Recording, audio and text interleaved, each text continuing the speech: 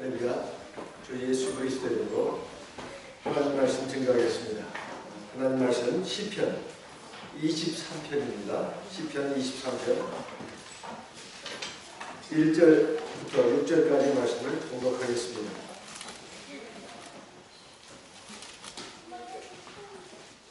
시편 23편 1절. 여호와는 나의 목자시니 내가 부족함이 없으리로다. 그가 나를 푸른 초장에 누이시며 쉴만한 물가로 인도하시는도다. 내 영혼을 소생시키시고 자기 이름을 위하여 의의 길로 인도하시는도다. 4절. 내가 사망의 음침한 골짜기로 다닐지라도 해를 두려워하지 않을 것은 주께서 나와 함께 하시리라. 주의 지팡이와 막대기가 나를 안위하시나이다. 주께서 내 원수의 목전에서 내게 상을 베푸시고 기름으로 내 머리에 바르셨으니 내 잔이 넘치나이다. 6절 같이 읽겠습니다. 나의 평생에 선하심과 인자하심이 정녕 나를 따르니 내가 여호와의 집에 영원히 가리로다. 사람은 누구나 할 것 없이 단 하나뿐인 귀한 생명을 가지고 있습니다. 그리고 단 한 번만 삶을 살 수 있도록 허락되어 있습니다. 그래서 누구나 할 것 없이 이 세상 한평생 살면서 가장 아름답고 멋지고 행복한 삶을 살기를 원합니다. 근데 이것이 다 사람의 바람이지만 이 바람대로 삶을 사는 사람이 과연 몇 사람이나 될까요? 정말 실패 없고 후회 없는 아름다운 삶을 살리면, 행복한 삶을 살면 어떻게 할 것인가? 오늘 시편 23편, 그 유명한 시편 23편이 거기에 대한 답을 주고 있습니다. 바로 우리가 하나님의 양이 되어야 된다는 것입니다. 우리가 하나님의 양이 되어야 정말로 행복한 삶, 완전한 삶, 행복한 아름다운 삶을 살 수 있다는 것입니다. 그런데 여기 보면 다윗이 성령의 감동을 힘입어가지고 말하고 있습니다. 여호와는 나의 목자시라.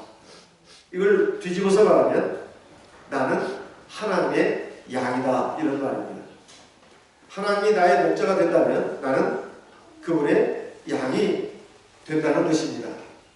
짐승들 가운데서 가장 사람에게 의존적인 동물이 뭔가 많은 사람들이 말합니다. 바로 양이라는 것입니다. 다른 짐승들, 예를 들면 세상에 육식동물들도 있고 초식동물들도 있습니다. 육식동물로 하면은 사자, 호랑이, 늑대, 곰, 독수리, 여러 가지 것들이 있는데, 이런 육식동물들 뿐만 아니라 그 밖에 잡식성 동물, 초식동물, 소나 다른 동물들도 있습니다. 근데 그 중에서도 가장 사람 의존적인 동물은 이 양이라고 하는데, 그 이유가 다른 짐승들은 자기들이 먹이를 얻기 위해서 다른 짐승들을 공격을 합니다. 그러기 위해서 그 공격 무기를 갖추고 있다 이 말이에요. 날카로운 이빨이라든가 또 발톱입니다. 그리고 방어 무기도 갖고 있습니다. 빠른 발이라든가 그 밖에 튼튼한 날개 또는 보호 색깔 이런 걸로 자기 이를 다른 동물로부터 보호하죠. 그래서 독자적인 생존이 어느 정도 가능한 것입니다. 그렇다고 해서 혼자 산다는 게 아니고 이제 무리를 지어서 사는 짐승들도 있고 또 단독으로 혼자 사는 짐승도 있는데, 어쨌든 그에 비해서 양은 굉장히 약한 짐승이라는 것입니다. 전체 시각면에서 본다면 눈이 얼마나 나쁜지, 정말로 돋보기 안경을 쓰거나 근시 안경을 써야 될 정도로 굉장히 눈이 나쁘다는 것입니다. 그래서 전방 9m에서 12m 정도만 볼 수 있다는 거예요. 9m에서 12m 정도는 어느 정도 될까요? 여기 지금 우리 해당으로 본다면 여기서부터 시작해서 저까지 한 10m 될까요? 12m 되겠습니까? 그 정도의 그것까지만 사물을 식별할 수 있다는 거예요. 그러니까 그 10m가 넘어가서 사자가 온다거나 호랑이가 온다거나 늑대가 온다거나 이런 것들을 볼 수가 없다는 것입니다. 그러니까 굉장히 양은 항상 위험에 노출되어 있는 그런 동물이라는 것이죠. 뿐만 아니라 후각이 굉장히 형편없어가지고 어디에 뭐 좋은 풀이 있는지 또 맑은 시냇물이 있는지 알 수가 없고, 그리고 또 자기를 해치는 그런 동물들이 어디에서 지금 도사리고 자기를 위협하고 있는지 알아챌 수가 없다는 것입니다. 청각도 마찬가지입니다. 그래서 양은 목자가 없이는 절대로 생존이 불가능한 짐승이라는 거예요. 어디에 정말 자기가 먹을 만한 풀이 있는지, 그리고 시냇물이 있는지 찾아갈 수 없다는 것입니다. 그리고 쭉 뭣도 모르고 하다가 그냥 절벽에서 떨어지기도 하는데, 이 양이 그만큼 그 사물 분별 능력이 없다는 것입니다. 어디 함정이 있어가지고 발을 잘못 디디면 빠지는데 그것도 제대로 캐치를 못한다는 거예요. 그러니 이 양이 정말로 사람의 도움이 없이는 절대로 혼자서는 살 수 없는 그러한 짐승이라는 것입니다. 다윗은 아주 이스라엘 역사상 가장 훌륭한 왕으로 꼽히고 있습니다. 그리고 전쟁에 나가서는 용맹한 장수고 군인이었습니다. 그런데 다윗이 어느 날 하나님 앞에서 기도하면서 자기 자신에 대해서, 자기 자신의 삶에 대해서, 자기 자신의 앞날의 길에 대해서 곰곰이 생각을 해봤습니다. 그랬더니 내린 결론이 뭔가 하면은 바로 하나님이 자기의 목자가 되셨다는 것입니다. 그래서 지금까지 내가 아무 부족함 없이 살아왔고, 그리고 지금도 하나님의 은혜 가운데서, 돌보심 가운데서 평안히 산다는 거예요. 그리고 앞으로도 마찬가지입니다. 그렇다 해서 과거에 그리고 지금 위험이 없었고 곤란한 일이 없었고 고통스러운 일이 없었나, 힘겹고 정말 눈물 나는 일이 없었나, 있었습니다. 그렇지만 그 모든 위험으로부터, 사고로부터, 그리고 원수의 공격으로부터 지켜주신 분은 하나님이셨다는 것입니다. 그래서 자기가 지금까지 이렇게 살아왔고 지금 이 자리까지 왔다는 거예요. 그래서 자기가 바로 하나님 앞에 양인 존재로 살아왔고 하나님을 자기의 목자로 모시고 살아왔기 때문에 자기가 오늘 이 시간까지 왔다, 이런 말입니다. 양이 많은 세상의 짐승들 가운데서 숫자가 많은 그 무리에 속합니다. 사자라든가 호랑이라든가 곰이라든가 뭐 지금 멸종위기에 처했다고 하지 않습니까? 우리나라에도 백두산 호랑이 중국에서 기증받은 거 지금 번식시켜가지고 겨우 지금 보호를 했다고 그러는데, 어쨌든 힘세고 아주 무서운 그런 짐승들은 오히려 수가 더 많이 늘어나야 텐데 수가 굉장히 줄어들었습니다. 하지만 정말로 허약한 짐승들은 숫자가 어마어마하게 많습니다. 특히 그 중에 양이 있는데, 양이 이렇게 번식하고 번성하고 살아남을 수 있었던 것은 다른 데 있는 게 아닙니다. 바로 전적으로 목자를 믿고 의지하고 따라하기 때문입니다. 자신의 운명을 갖다가 이 양처럼 하나님께 다 맡기고 하나님 앞에서 내가 어리석은 양처럼, 허약한 양처럼 살 때 하나님께서 양 같은 나를 갖다가 아무 부족함이 없도록 살게 해주셨다 하는 것이 바로 다윗의 신앙 고백입니다. 그래서 양이라고 하는 짐승은 말입니다. 얼마나 자기가 능력이 있느냐, 이것이 중요한 게 아닙니다. 양이 얼마나 잘났느냐, 이것이 중요한 게 아니다. 누가 자기의 목자냐, 이것이 양의 생존에, 그리고 양의 행복에 결정적으로 중요합니다.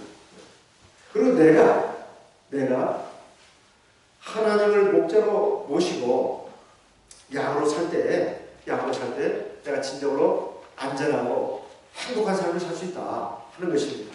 옛날 어느 집에 아주 참 형편없는 가정이 하나 있었어요. 정말 가족들에게는 정말 무관심합니다. 그리고 책임질 줄도 몰라요. 어느 정도였느냐, 1년에 딱 한두 번 집에 들어옵니다. 밖에 나가서 자기 할 것 다 하면서 멋대로 사는 그런 사람이죠. 그래가지고 1년에 한두 번 집에 오면은 잠만 잡니다. 그래가지고 이제 잠에서 깨어나면 하는 일이 뭐냐면 바로 막 깡소 소주를 마시고 술을 막 강하게 마셔가지고 막 이제 술 주정뱅이 노릇을 하는 거예요. 그래가지고 이제 정신이 조금 들라치면은 자기 부인을 때리고 자식들 막 때립니다. 이런 가장을 둔 그 자녀들은 얼마나 불행하겠습니까? 늘 배가 고프고 늘 슬프고 늘 괴롭죠. 평안이 없습니다. 그런데 다윗은 그런 아버지가 아니라 하나님이 자기의 목자가 되어 주셔가지고 자기의 삶을 지켜주시고 인도해 주셨다는 거예요. 천지만물을 창조하신 하나님, 자기 영혼과 육체를 만드신 하나님께서 자기가 늘 함께 하시면서 자기를 지켜주시고 돌봐주시는 목자가 되셨기에 자기가 오늘날까지 이렇게 평안하게 그리고 진정 행복을 누리면서 살 수 있었다는 것입니다. 아무 부족함이 없다는 그것은 바로 그것입니다. 나의 목자시니 내가 부족함이 없으리로다. 그가 나를 푸른 초장에 누이시며 쉴만한 물가로 인도하신다. 이렇게 자기를 갖다가 양에 빗대가지고 이렇게 표현하고 있습니다. 그런데 이 다윗의 입을 통해서 나온 하나님의 말씀을 보게 되면 하나님은 양의 목자가 되어주신다고 했지 개나 호랑이, 늑대, 사자 여기에 목자가 되어주신다고 하지 않았습니다. 하나님께서 나의 목자가 되기 위해서는 내가 양이 되어야 합니다. 사실 우리 하나님의 백성들은 원래 세상 사람들이었습니다. 이방인들이었습니다. 이쪽에 야생 짐승과도 같았죠. 어떤 사람은 사자처럼, 어떤 사람은 곰처럼, 어떤 사람은 늑대처럼, 어떤 사람은 뱀처럼, 여우처럼 이렇게 살아가는 야생 짐승들이었다. 근데 우리가 하나님 앞에 부르심을 받아가지고 하나님의 자녀가 된 뒤로는 우리가 하나님 앞에 어떤 존재가 되느냐? 양 같은 존재가 된다. 근데 이게 사실 영적으로 또는 신앙적인 그 신분면에서 그렇다는 것이지 실제로 그런 것인가? 이것은 사람마다 다 차이가 있습니다. 정말로 하나님의 백성이 된 성도가 하나님을 목자로 모시고 내가 정말 그의 양이 되어야 되는데 여전히 예전의 야생 짐승과 같은 그런 습성을 가지고 그런 모습을 가지고 살아가는 경우도 있습니다. 그래서 어떻게 해야 될까? 정말 하나님 앞에서 내가 양이 되려면 그리고 하나님이 내 목자가 되시려면 어떻게 해야 되는가? 자기 손에서 날카로운 소통을 다 뽑아내야 합니다. 그리고 발에서 날카로운 발톱을 뽑아내야 돼요. 뿐만 아니라 입에서 날카로운 이빨도 뽑아내야 합니다. 그러면 다 잃어버린 것이고 짐승다운 짐승이 못 되는 게 아니냐? 그게 아닙니다.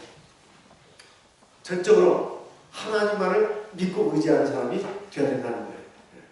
이것은 이리저리 자기 머리 굴리면서 자기 능력을 의지하면서 복잡한 생각, 이것저것 생각하면서 자기 꾀에 의지하면서 그리고 하나님은 가끔 내가 힘들 때, 내가 아쉬울 때, 내가 어떻게 할 수 없을 때 그때 좀 도와주시고 그 외에는 내 힘으로 산다. 내 지혜와 능력으로.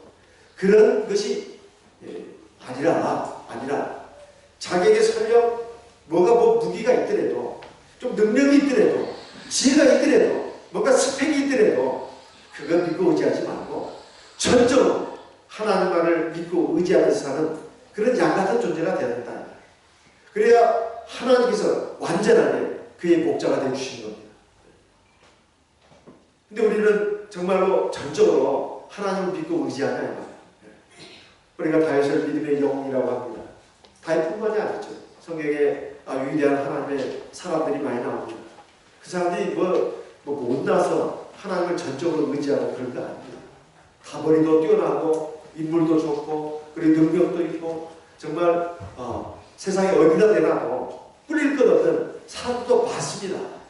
그런데 그들이 하나님의 능력을 많이 힘입고 그 위대한 인물로 우뚝 서게 된 것은 자기의 지혜와 능력을 자기에게 주어진 어떤 삶의 환경을 의지하지 않고 자기의 스펙을 의지하지 않고 전적으로보다 100% 하나님만을 믿고 의지했기 때문에 그렇다는 거예요.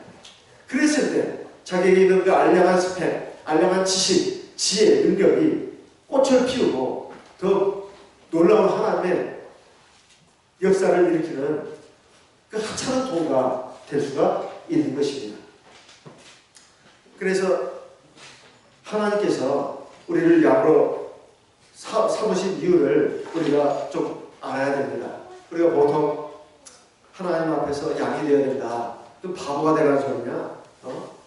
내가 그래도 좀 잘난 것도 있고 똑똑한 것도 있고 능력도 있는데 하나님 앞에서 그렇게 멍청한 미련한 곰탱이 양이 돼야 한단 말이냐? 그럼 사람이 뭐 어떻게 그러면 제대로 사느냐? 이렇게 생각할 수가 있습니다. 그런데 그게 아닙니다.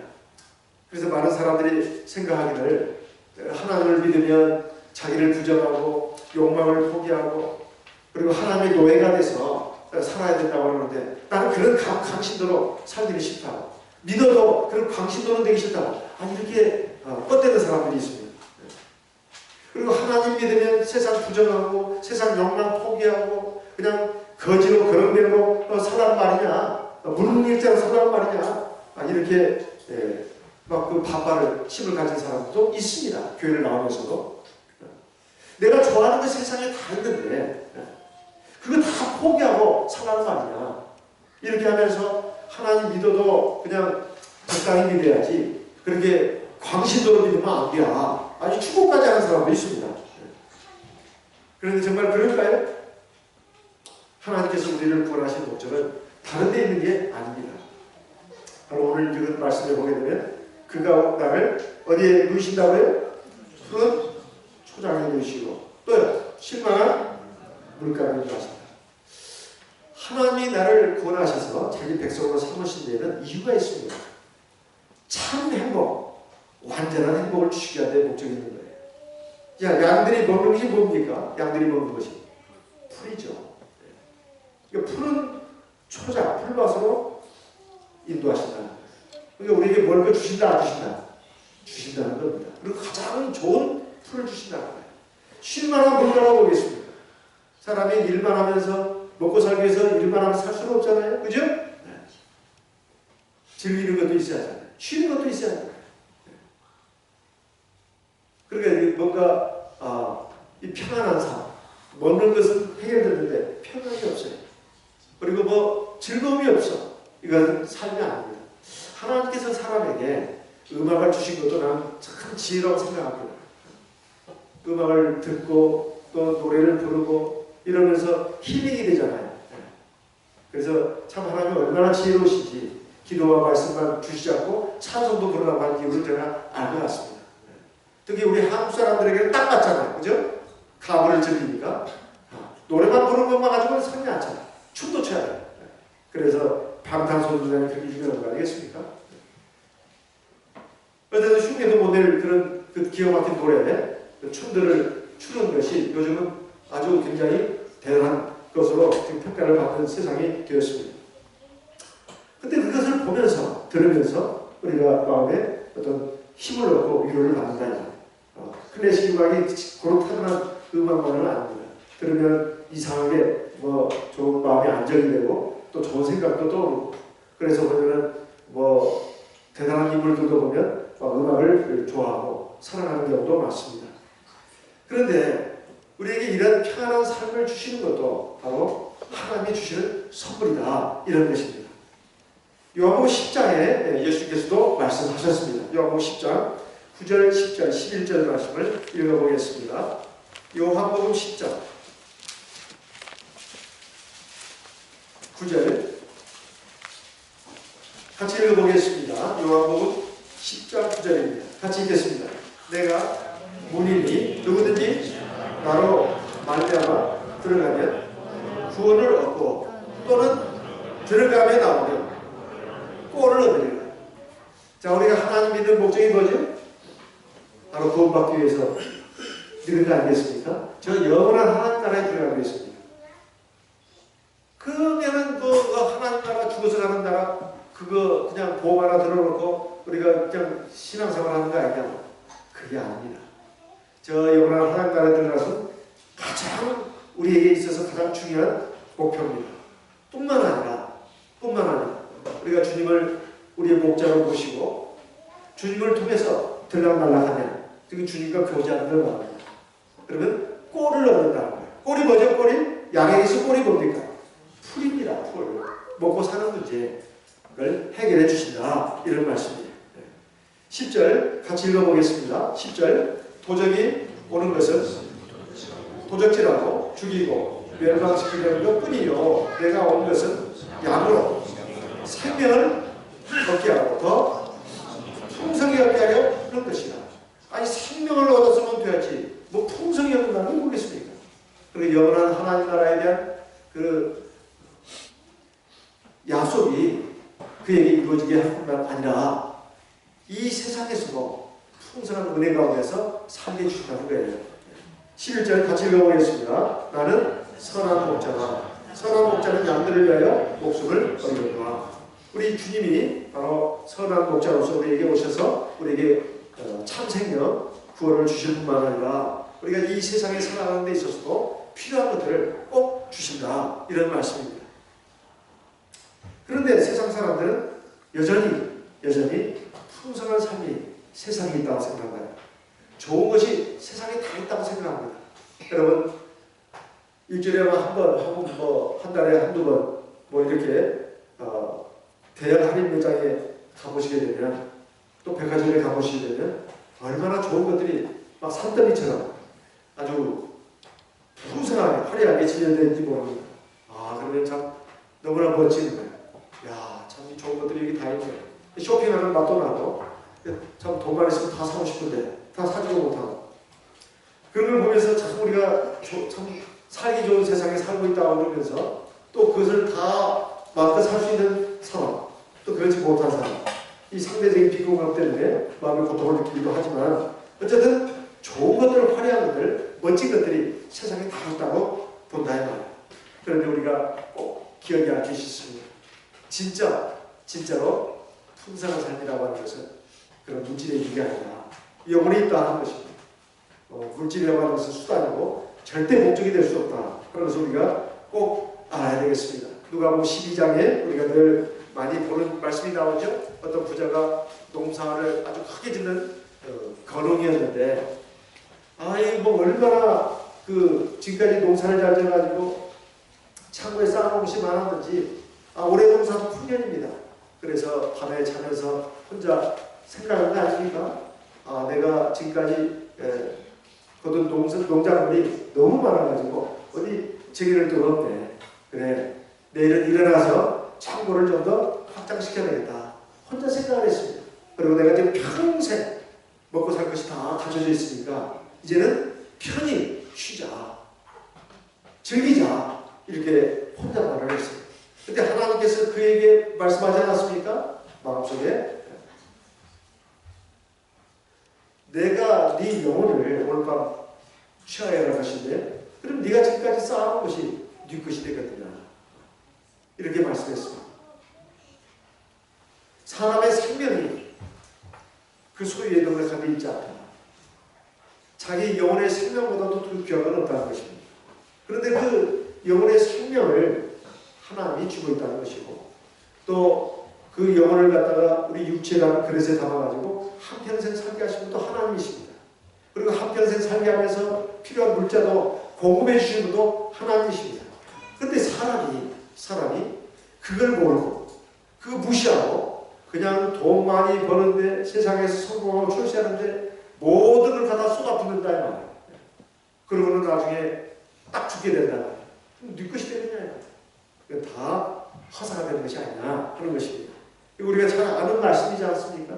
마태복음 16장 26절에 보면 사람이 만일 온 천하를 얻고도 자기 목숨을 잃으면 무슨 소용이 있겠느냐.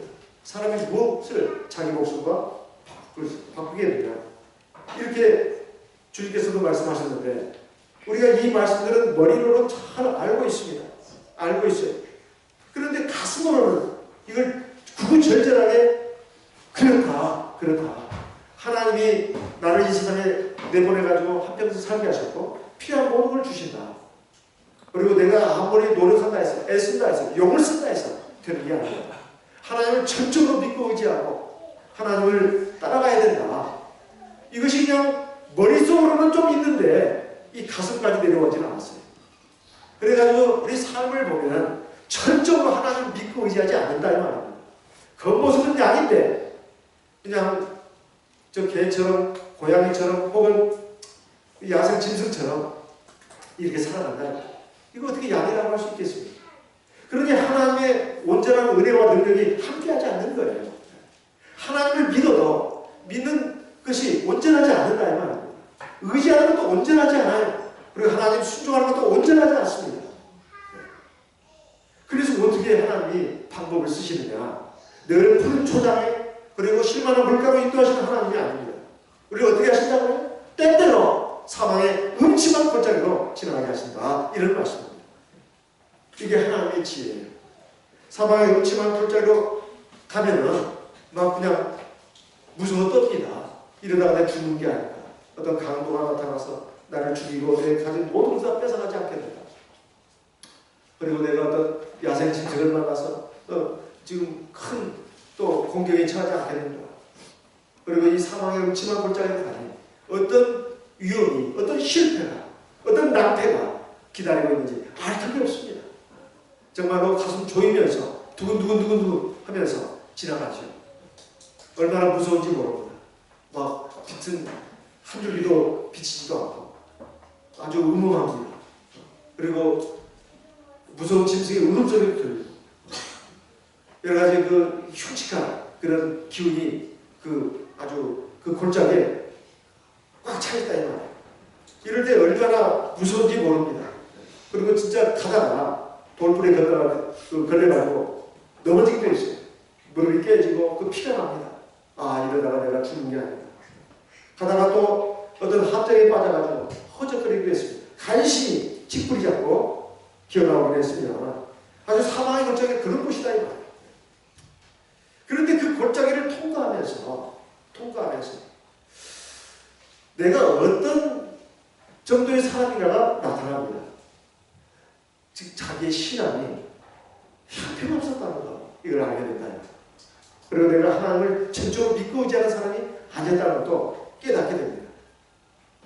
내가 얼마나 허약하고 부실하고 잘못된 신앙을 갖고 있는지 여실히 드러난다. 제가 서울의 어느 교회 심호할 때 한 형제가 바로 이 사망의 골짜기를 걷는 체험을 갖고 어느 아시는 오후에 간증을 했습니다. 자기는 참 믿음의 부모를 둔 가정에서 자라났고 그리고 결혼도 잘해가지고 믿음 좋은 장모님 그 집안에 딸하고 결혼했습니다. 아버지 쪽으로도 처가 쪽으로도 다 믿음의 가문들이에요. 참 그래도 많은 성도들이 참 칭찬도 하고 인정하는 훌륭한 믿음의 집안입니다. 세상적으로는 크게 뭐 두드러진 건 없어도 신앙 방면에 있어서는 아주 좋은 집안이에요. 근데 이 형제가 그냥 믿음 생활을 그렇게 성실하게 하지를 못했습니다. 그래가지고 학교를 졸업하고 이제 어느 직장에 들어가게 됐어요. 회사를 다니게 됐어요. 근데 교회는 정말로 뜨문뜨문 나왔습니다. 하나님의 백성이긴 하지만 세례도 받고 성령도 받아서 하나님의 백성이긴 하지만 교회 생활이 아주 부실했어요. 어느 날 이제 이분이 직장에서 그래도 인정받고 능력을 그래도 인정받아가지고 그래도 아주 성실하게 견실하게 직장생활도 하고 그랬습니다. 그런데 이 형제가 어느 날 회사에서 주말이 됐다고 들었습니다. 토요일 날 이제 그 회식을 가게 됐어요. 그래가지고 어디로 갔냐면은 서울 근교 회식 장소가 경치도 좋은 곳입니다. 주로 서울 근교에 보면은 맛집들이 또 많지 않습니까? 별미 이렇게 많은 손님들을 또 끌어들이죠. 그래가지고 회사 동료들과 함께 거기 회식을 갔던 거죠. 가가지고 이제 밤에 이제 늦게 회식이 끝났습니다. 거기 아무래도 이제 술도 나올 수밖에 없지 않습니까? 우리 형제도 아마 술 한잔 먹었는지 모르겠습니다. 그래가지고 이제 회식이 마쳤습니다. 그때는 그 지금처럼 승합차가 많이 있지 않은 때였는지 모르겠습니다. 어쨌든 이제 그 승용차로 다 이제 타고 이제 거기서 이제 나오게 됐는데, 우리 형제가 탄 그 승용차에 동료까지 해서 4명이 탔습니다. 근데 참 희한하게 우리 형제의 동료가 그 운전하는 그 승용차 안에는 기가 막히게 4사람이, 그 형제까지 포함해서 4사람이 탔는데, 신앙면에서 만나면 참 골고루 안배가 됐어요. 거기에는 무신론자 한 명 있었고, 그 다음에 장로교, 아주 독실한 장로교인이 한 명 있었고, 그렇죠? 그 다음에 또 하나 있어야 되잖아요. 천주교인이 한 명 있었습니다. 그리고 우리 참예수교인, 우리 형제가 하나 있었어요. 어느 정도 이제 술이 이제 돌아가지고 좀 취기가 있었습니다. 근데 운전을 누가 했냐면은 장로교에 열렬히 다니는, 장로 열심히 다니는 그런 동료 직원이 차를 몰았어요. 근데 차를 몰고 나오다가 밤길이 어둡지 않습니까? 어떤 이제 그 저수지를 지나가게 됐어요. 저수지도 이렇게 보면은 그 저수지마다 차이가 있습니다. 저수지로 이렇게 해가지고 뭐라고 뚝방이라고 하나요? 뭐라고 하나요? 이렇게 해가지고 그 위에 길을 이렇게 만들어 놓은 데가 또 있는가 봅니다. 그 길에 이제 자동차가 다니는 거죠. 아마 겨우 한 대 정도 다니는 길인지도 모르겠습니다. 이게 가다가 운전을 하는 이 장로교 그 동료가 착각을 한 것 같습니다. 술이 취해서 그런지 몰라도 보니까 그 음주운전은 살인이다 해가지고 그 법안을 발의한 분이 음주운전해가지고 지금 대망신 지금 당하고 있는데, 아마 그 당시에는 더 이게 심했겠죠. 음주하고도 운전하는 것이 아마 흔한 일이었던 것 같습니다. 그래서 이제 술을 먹고 운전을 하는 이 사람이 이 감각이 제대로 될 리가 없죠. 그래서 운전을 하다가 이 차가 어떻게 됐냐면은 바로 그 저수지로 떨어졌습니다. 근데 저수지는 굉장히 깊은 거예요. 떨어졌습니다. 떨어지는 순간 앞에 운전한 그 장로교 장로교 신자인 동료 직사했습니다. 그리고 그 옆에 조수도 직사를 했어요. 아마 안전벨트가 안 맸던 것 같아요. 거기 앞에 부딪히면서 머리를 부딪혀가지고 바로 직사를 했습니다. 뒤에 탄 사람이 이제 천주교 다니는 그 동료, 천주교 신자인 동료, 그리고 우리 형제였습니다. 그런데 그 뒤에 탔던 그 천주교 신자인 동료는 중상을 입었어요. 목뼈가 부러졌습니다. 목뼈가. 그래도 직사는 안 했어요. 몸을 움직일 수가 없는 겁니다. 몸을 움직일 수가 없어요. 살아남은 사람은 우리 참예수교의 신도인 우리 형제 한 사람입니다. 몸은 정상이에요. 물이 떨어지는 순간 죽었다 그런 생각이 들었죠. 사고가. 차가 이제 점점 저수 쪽으로 가라앉는 것입니다. 이제 물이 이제 들어오는 거죠. 자동차가. 우리 형제가 그 순간 얼마나 무서운지 모른다. 내가 이제 여기서 죽는구나. 죽었구나. 칠흑같이 어두운 밤에 깊은 그 저수지 속으로 자동차가 떨어지는 것입니다. 그리고 이제 자동차는 점점 이제 들어가는 거예요. 깊은 그 저수지 속으로. 그 어두운 밤에 저수지 속으로 들어간 그 차량이, 이건 그야말로 지옥 같지 않겠습니까? 앞에 동료는 죽었고, 둘은 죽었고, 뒤 옆에 있는 동료는 목뼈가 부러졌습니다. 몸을 움직일 수가 없는 거예요. 자기 하나 살아남았다 하지만 이건 그야말로 지옥이다. 내가 이제 여기서 죽는구나. 얼마나 무서운 고통과 밀려왔겠습니까? 그러면서 지옥의 불이 보이더라는 거예요. 유황불이. 내가 이대로 죽으면 내가 갈 곳은 지옥불밖에 없다. 내가 아무리 예수를 믿고 세례받고 성령을 받았어도 내가 지금까지 살아온 그것이 하나님 백성답게 살지 못했다는 것입니다.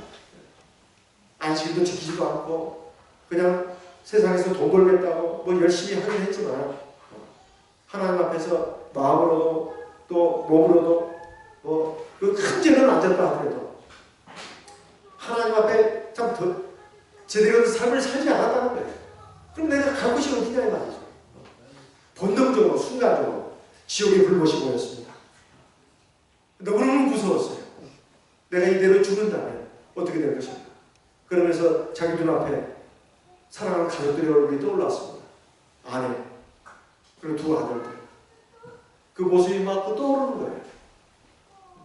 남편이, 그리고 아빠가 이렇게 이 저수지에 물에 빠져서 죽어가는 것을 모를 테지. 나 여기서 이렇게 외롭게 죽어가는구나. 그러면서 그냥 온갖 그 회한이 밀려왔습니다. 두려웠어요. 이대로 죽어서는 안 된다. 그런데 어떻게 할 방법이 없는 것입니다. 창문을 열려고 이게 열고 탈출을 하고 보니까 창문이 안 열리는 거예요. 왜 안 열릴까요? 수압 때문에 그렇죠. 차가 물속에 들어가게 되면 그 수압 때문에도 탈출을 못합니다. 문이 안 열리는 거예요. 아무리 용을 써도 창문이 안 열리는 겁니다. 나라도 살아남아야 되려면 창문을 열고 나와야 될 거 아니겠습니까? 그리고 뭐 헤엄을 쳐서라도 위로 떠올라야 되죠. 창문이 안 열리는 거예요. 아무리 노력을 해도. 그러니까 정말로 이제 그 고통이 그리고 공포가 가중이 됐습니다. 내가 여기서 죽는구나. 죽으면 안 됩니다. 내가 여기서 죽는다면 내가 죽는 것이 문제가 아니라 영원한 지옥에 들어갈 것이 너무너무 무서웠어요. 그것이 무서웠습니다. 우리 형제의 간증입니다. 죽음보다, 육체의 죽음보다 죽음 뒤에 영원한 지옥의 불못에 푹 떨어질 것이 너무너무 무서웠다는 거예요. 그래서 하나님 앞에 눈물을 흘리면서 기도했다는 것입니다. 하나님, 제발 저를 살려주십시오. 제발 저를 살려주십시오. 제가 죄인인 걸 압니다. 그러나 여기서 죽는다면 저는 정말 아무 가망이 없습니다. 하나님, 이 죄인을 불쌍히 보시고 용서해 주시고 살려주십시오. 제발 살려주십시오. 제가 저를 살려주신다면 제가 회개해서 하나님 앞에서 바르게 살겠습니다. 그리고 신앙생활 제대로 똑바로 하겠습니다. 이런 기도를 했다는 겁니다. 그렇게 기도를 간절히 하고 나서 혹시나 하는 마음에 창문을 열어봤습니다. 그런데 신기한 일이 일어났어요. 창문이 열리더래요. 그렇게 안 열리던 차문이, 자동차 승용차 문이 열리더랍니다. 얼마나 기뻤을까요? 너무나 기쁘고 감사해가지고 자기도 모르게 할렐루야 나왔대요. 그랬더니 차문이 다시 꽝 하고 닫히더래요. 아차 싶었습니다. 그때 창문을 열렸을 때 어떻게 했어야 할까요? 발을 거기다 살짝 끼워넣었어야 되는 거 아니겠습니까? 그리고라도 감사기도를 해야겠죠. 아, 내가 감사기도도 너무 빨리 했다. 이 순간적으로 이런 생각이 안 들었을까요? 감사기도를 너무 빨리 했어. 샴페인을 너무 빨리 터뜨렸다. 이거하고 다른 겁니다. 아, 내가 감사기도를 하더라도 발을 살짝 집어넣고 감사기도를 했어야 되는데, 이 후회가 되는 거예요. 그래서 어쨌든 간에 또 문을 열려고 열려야 말이죠. 또 하나님께 기도했습니다. 하나님께 간절히 또 기도하고 문을 열리더라는 거예요.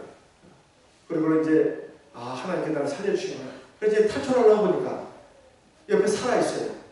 천주교 신자. 서울대 상대를 나왔대요. 서울대 상대를 나오고 천주교 신자인데 너무 불쌍하대요. 그리고 평소에 자기한테 잘해줘요. 평소에 잘해줘야 합니다. 사람한테. 그래서 목을 붙잡고 그 목에 여기 상인이 이걸 붙잡고 이렇게 끌고 나갔대요. 끌고 나와가지고 이제 한 손으로 헤엄치면서 물로 떠올랐답니다. 그래가지고 이제 저수지 그 언덕에 이렇게 올라와가지고 겨우 살아났다는 거예요. 그래가지고 이제 아마 이제 연락이 어떻게 됐겠죠. 그래가지고 이제 병원 응급실에 가서 치료를 받고 그 천주교 신자는 결국 또 몇 달간 입원해가지고 그 수술을 받고 어떻게 해가지고 정상이 됐답니다. 그러면서 그 사람 하는 말이 내가 천주교를 믿었기 때문에 살아났다. 이렇게 생각을 하더라고요. 그러나 우리 형제 말은 다릅니다. 그게 참 예수의 성도, 물과 성을 거듭난 참 성도가 있었기 때문에 그 기도 때문에 자기가 내들에 살아난 거라. 이렇게 말을 하면서 누구 말이 맞을까요? 우리 형제의 말이 맞지. 그런데 우리 형제가 살아났습니다. 살아나가지고 이제 너무 하나님께 감사했어요. 그런데 이제 교회를 그 열심히 좀 나와야 되는데 열심히 나오는 게 아니라 계획을 남에게 못 준다고 지금까지 몸에 밴 것이 그게 금방 고쳐집니까? 근데 살아나니까 화장실 들어가기 전에 상태하고 화장실 갔다가 나온 마음의 상태가 다르듯이 위급하고 어려운 문제가 해결되니까 그것이 또 신령 감수했다. 참 다행히 살아났지 했는데 아내의 말은 이런 것이었습니다. 자기 남편을 위해서 이상하게 그날 굉장히 마음이 불안하더래요. 불안해가지고 기도를 했답니다. 집에서 자기 남편 무사히 잘 회식 다녀오라고 기도를 했다는 거예요. 하나님께서 누구의 기도를 또 들으신 것입니까? 바로 부인의 기도를 들은 거예요. 그 부인이 바로 누구나 하면은 여우치교회 김영광 장로님의 여러 자녀 중에 하나입니다. 믿음의 부모가 역시 믿음의 자녀를 낳아요. 그 믿음 좋은 부인 때문에 우리 형제가 하나님의 구원의 은총을 받았다는 거예요. 마치 아브라함의 기도를 들으시고 하나님의 롯의 가족을 살려주셨듯이. 그런데 이 형제가 전혀 믿음이 없었던 것도 아니죠. 그 다급하고 어려운 그 상황에서 절체절명의 순간에서 하나님을 생각하고 하나님의 심판을 내다보면서 하나님 앞에 간절히 회개하는 마음으로 구원을 해달라고 기도한 거, 이것을 하나님이 되셨다는 것입니다. 그래서 이 형제가 살아났습니다. 살아났는데 밤마다 이 악몽이 시달리는 거예요. 그 저수지 속에 빠져가지고 죽을 뻔했던 그것이 밤마다 이제 꿈으로 나타나는 것 같습니다. 그래서 우리 자매가 그랬습니다. 여보, 당신 말이야. 하나님이 이렇게 살려주셨는데 아직도 정신을 못 차리고 교회 생활을 제대로 안 하고 그러면 되겠냐고. 교회 생활을 성실히 해야 된다. 안식을 철저히 지켜야 된다. 당신이 정말로 하나님 앞에 그때 그렇게 간절히 기도했던 거 대체 그게 어디로 갔나. 그러면서 이제 조용하게 권면을 했습니다. 그래서 당신 오늘 저녁부터 나랑 같이 기도하자고. 이제 나랑 같이 안식일날 교회 가는 것을 망할 것도 없거든요. 우리 저녁마다 기도합시다. 그래 두 부부가 성령 하나님께 간절히 기도했다는 것입니다. 그랬더니 그 악몽이 사라지더라고요. 그리고 막 그 깨질 같은 그 두통도 사라지더라는 것입니다. 하나님의 역사죠. 그러면서 그 형제가 바로 안식일 오후에 그 간증을 한 것입니다. 참으로 부끄러운 간증이라고 하면서 하나님께서 자기 같은 죄인을 이렇게 불쌍히 보시고 살려주셨다. 이런 간증을 한 것입니다. 여러분 어떻습니까? 사망의 음침한 골짜기로 가지 않으면 내 믿음 상태를 모릅니다. 조금만 어려워도 원망, 조금만 어려워도 불평, 조금만 힘들어도 불안에 휩싸입니다. 그것이 내 신앙의 모습이다. 세상에 대해서 욕망은 아직도 끊임이 없습니다. 끊임없이 그를 붙잡으려고 달려나간다. 그리고 세상 살이가 사실 사람이 다 자기 나름대로 노력을 해서 사는 것이지 무슨 하나님이 먹여 살리냐고 하나님을 저쪽으로 의지하지도 않아요. 이것은 정말로 잘못된 생각입니다. 그런데 정말로 하나님을 철저히 믿고 의지하면서 하나님 말씀에는 생명의 약속이 있고 은총의 약속이 있고 상급의 약속이 있다. 그걸 믿고 그 말씀을 따라가는 사람은 하나님 앞에 정말 양으로 사는 진짜 신도다운 신도예요. 사망의 음침한 골짜기로 통과할 때 사실 나 혼자 지나가는 게 아닙니다. 하나님께서 내 연약함도 아시고 부족함도 아시고 함께 하시는 거예요. 그 형제가 저수지 속에 빠졌을 때 하나님 어디 가신 것이 아닙니다. 같이 저수지 쪽으로 같이 들어가신 거예요. 근데 이 형제가 그 마음을 두드리시는 주님의 음성을 듣고 주님의 문을 또 두드린 거 아니겠습니까? 우리가 사망의 음침한 골짜기를 통과해야 믿음이 바로 서고 믿음이 성숙해지고 믿음이 자랍니다. 마치 이 사망의 골짜기를 통과하지 않는 사람은 어떤 사람과 같냐? 유격 훈련을 받지 않은 군인과 같습니다. 군대 훈련 가운데 제일 빡센 훈련 중에 하나가 유격 훈련 아니겠어요? 네. 그런 훈련을 받지 않은 군인과 같습니다. 막 그 높은 곳에서 막 떨어지잖아요. 번지 점프하듯이. 네. 근데 그런 훈련을 받아야 단결도 생기고 어떤 위험도 대처할 수 있는 능력도 생기는 거 아니겠습니까? 그러니까 이 줄이 그래도 나를 붙들어주고 있기 때문에 내가 안전하다. 이런 것도 비로소 갖게 되는 거 아니겠습니까? 우리가 사망의 음침한 골짜기를 간다 할지라도 믿음이 좋은 성도로 갈 수 있습니다. 그렇지만 우리가 사람이 봤을 때 믿음이 좋은 것이지 사실 하나님 앞에는 다 불완전합니다. 부족하다 이 말이에요. 그래서 우리를 완전하게 하기 위해서 하나님께서 때로 어떤 성도든 간에 어려운 그 국면을 맞이하게 합니다. 그게 바로 사망의 음침한 골짜기예요. 어떤 힘든 문제를 만나게 합니다. 그리고 어떤 시험거리에 부딪히게 한다. 그럴 때 뭐 자기 힘으로 자기 노력으로 막 용을 쓰고 그러려고 하지 말고 하나님을 의지하고 하나님 앞에 구하는 그러한 주의 백성이 되어야 된다 이 말이에요. 그러면 주님께서 나를 지켜주시고 보살펴주시고 인도하시는 것을 체험할 수가 있습니다. 여기에 다윗의 신앙 간증에 보게 되면 내가 사망의 음침한 골짜기로 다닐지라도 해를 두려워하지 않은 것은 주께서 나와 함께 하십니다. 주의 지팡이와 막대기가 나를 안위하시나이다. 양들이 쓰는 그 도구가 이 바로 여기 나와 있는데 바로 지팡이입니다. 지팡이는 보통 끝이 이렇게 낚시바늘처럼 휘어져 있다고. 그래서 양이 잘못된 길로 가려면 뭡니까 그 낚시바늘 같은 그 지팡이로 못 가게 이렇게 제지한다는 것입니다. 그리고 또 어떤 절벽으로 떨어지려고 하면 쫙 펴가지고 이렇게 막는다고 하죠. 막대기는 양들을 공격하고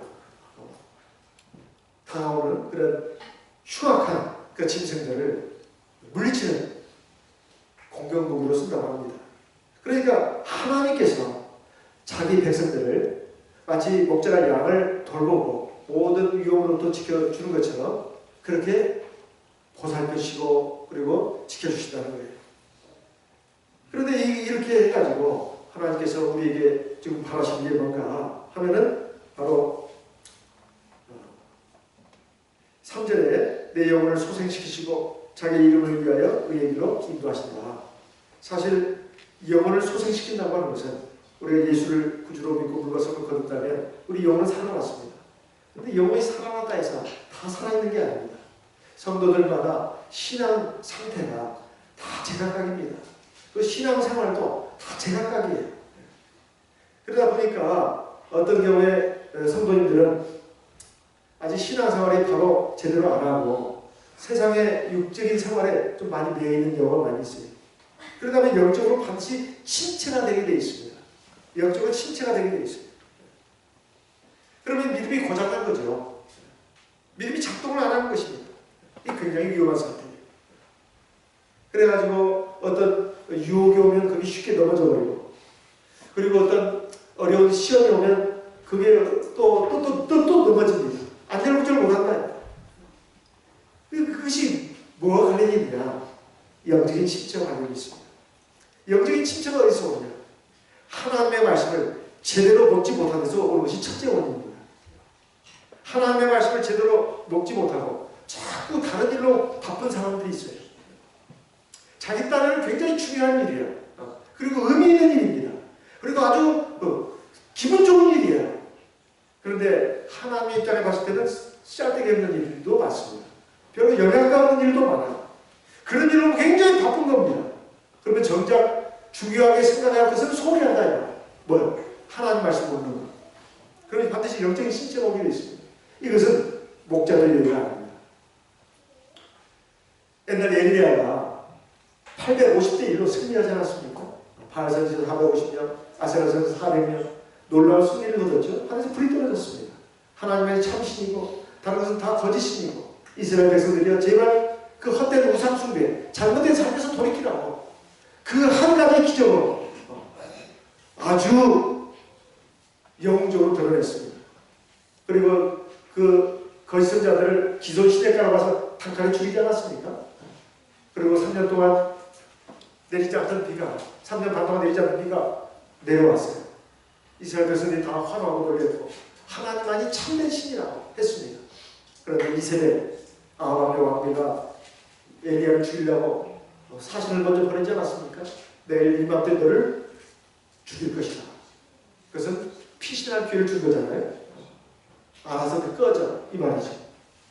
아이고 엘리야가 그 놀라운 기백 용기는 어디로 가버리고 걸음아 나 살려라 하면서 막 도망가지 않았습니까?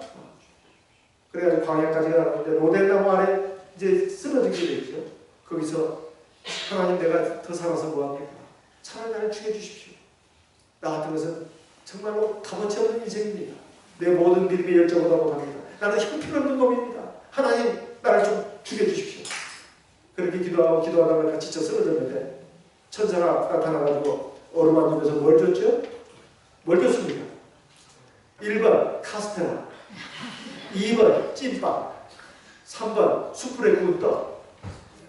몇 번일까요? 3번이죠. 그리고 물 한 병 이게 주었어요. 생수. 숯불에 구운 떡이 뭐예요? 고난 중에 주어진 하나님의 말씀이에요. 선지자라고 해서 늘 기도 많이 하고 하나님 많이 먹고 말씀 많이 먹고 그런 줄 아는데 그렇지 못한 사람들도 있는가 봐요. 자기 딴에는 좋은 일 많이 했죠. 근데 정작 자기 관리를 못한 거예요. 자기 관리를. 하나님 말씀을 먹어야 합니다. 하나님 말씀을 제대로 먹지 않고 제대로 설 수 있는 믿음의 용사는 없어요. 삼손이 그랬듯이. 그래서 무엇보다도 하나님 말씀을 제대로 많이 먹어야 합니다. 하나님 말씀을 많이 먹지 못하고 듣지 못하고 뭐 봉사활동 많이 하는 것도 이것도 위험합니다. 마르다와 마리아의 일도 바로 그래서 나온 거 아니겠습니까? 마르다는 굉장히 풍부했죠. 주님도 오셨고 손님도 오셨으니까 이것저것 준비하느라 바빴어요. 잡채도 해야 되고 그 다음에 소고기, 불고기도 해야 되고 갈비도 해야 되고 닭찜도 해야 되고 그 다음에 또 뭐가 있냐 샐러드도 있고 온갖 반찬 막 수십 가지를 준비하느라 정신없이 바빴어요. 그런데 참 안 입고 온 사람이 하나 눈에 띄었습니다. 누구였죠? 마리아. 주님! 하면서 목소리가 악할지게 분명히 말했을 거예요. 왜냐하면 주님한테는 화가 났습니다. 왜 이 동생은 여기서 이렇게 쭈글쭈글 해가지고 주님 말씀만 듣고 있다고 합니까? 누구는 뭐 좋아서 하는 일이지 아십니까? 그 말은 안 했겠죠. 주님 뭐라고 말씀하셨죠? 같이 읽어보겠습니다. 누가복음 10장. 누가복음 10장.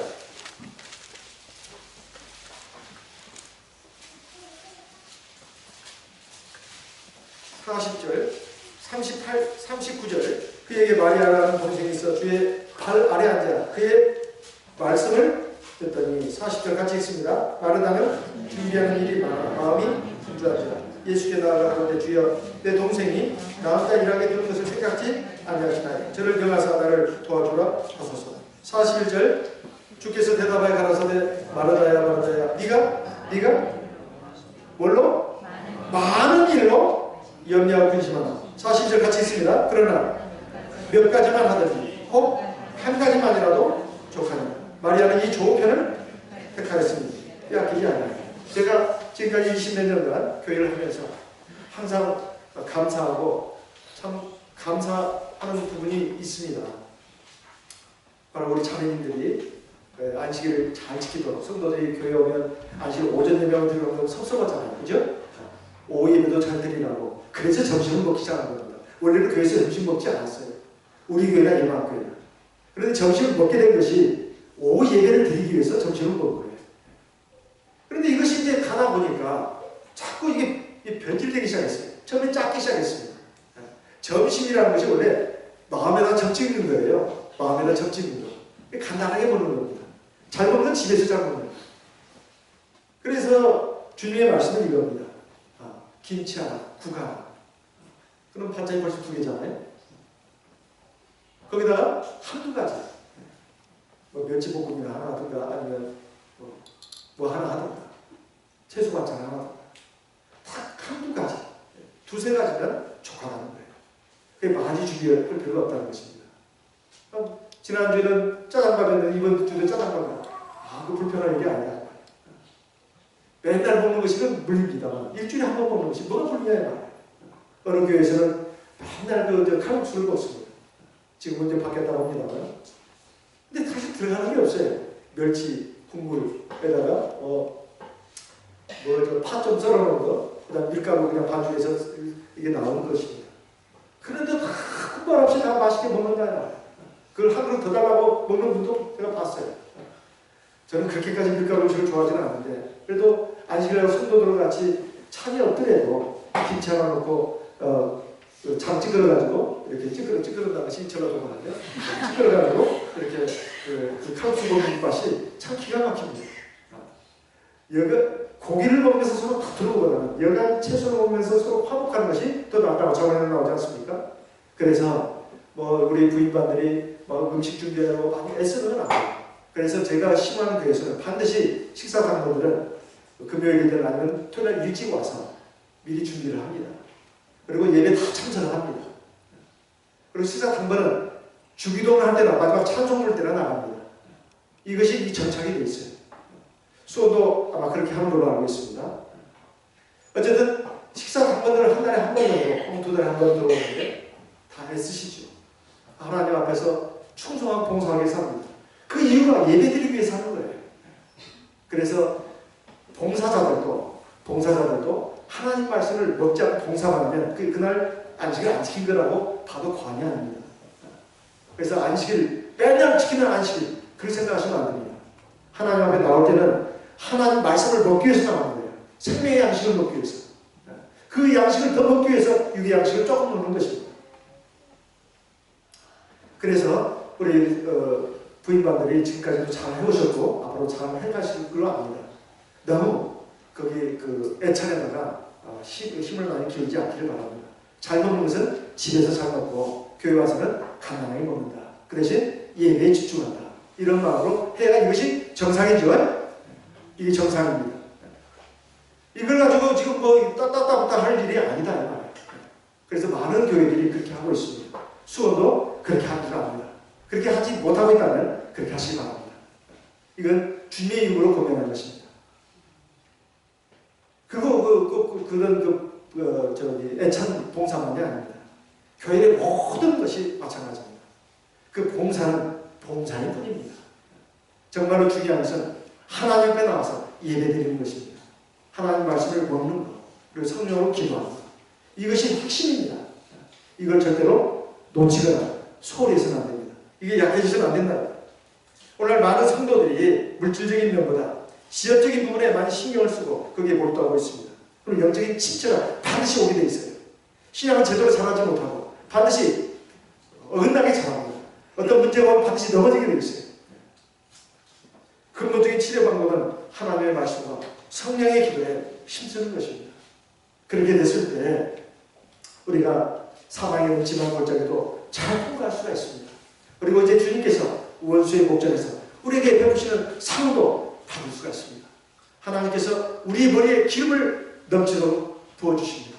이것은 옛날에 하나님께서 왕이나 선지자, 제사장을 세울 때 기름을 부었습니다. 오늘날 저와 여러분은 성령을 받아서 왕같은 제사장들이 됐습니다. 그 성령이 바로 기름입니다. 그렇지만 표면적으로는 제사장이고 표면적으로는 왕인데 실제로는 참 헛되게비로 살아가는 성도들도 꽤 있습니다. 그래서는 안 됩니다. 우리가 정말로 하나님의 제사장 같은 제사장으로서 제사장이 할 일이 뭐죠? 하나님 앞에 뭐 드리는 거예요? 제사 드리는 거예요. 그래서 제사장이라고 하는 것입니다. 하나님 앞에 예배 드리는 것을 꼭 교회에서뿐만 아닙니다. 아침 저녁으로 하나님 앞에서 개인으로 혹은 가족끼리 기도하는 것, 이것이 바로 하나님 앞에 제사 드리는 것입니다. 그래야 하나님이 나에게 원수의 목전에서 상을 베푸십니다. 우리 원수는 원수가 아닙니다. 세상에 보기 싫은 납작가진 그런 사람들이 아니라 그 이면에서 역사하는 마귀가 바로 우리의 원수입니다. 이런 마귀 앞에서 하나님께서 우리에게 큰 은총을 베푸신다는 거예요. 그리고 기름으로 머리에 바르신다는 겁니다. 그것도 조금 찔끔 바르신 게 아닙니다. 넘치도록 바른다는 거예요. 그래서 우리 잔이 넘치는 것입니다. 이런 것이 평생토록 우리에게 함께한다는 거예요. 그래서 다윗은 말합니다. 내가 평생토록 누구의 집에 있는다고요? 여호와의 집에 거하겠다고 했습니다. 하나님의 집은 교회입니다. 교회에서 우리가 믿음 생활을 중심으로 해서 우리가 세상의 삶을 살아야지. 세상의 삶을 살다가 그냥 점 찍는 식으로 교회 와서 점 하나 찍는다. 그렇게 살면 이걸 바꿔야 합니다. 교회가 바로 하나님의 아버지 집이고 바로 내 집이다. 그리고 이것이 바로 영원한 하나님 나라로 연결되는 것입니다. 이것을 중심으로 해서 우리가 세상을 살아야 되겠다. 이렇게 우리의 삶을 관점을 바꾸고 우리 삶의 방향을 바꾸는 전환점이 되시기를 바랍니다. 이 모든 말씀 우리 주님의 이름으로 여러분에게 좀 권면하면서 다 같이 묵도하시겠습니다.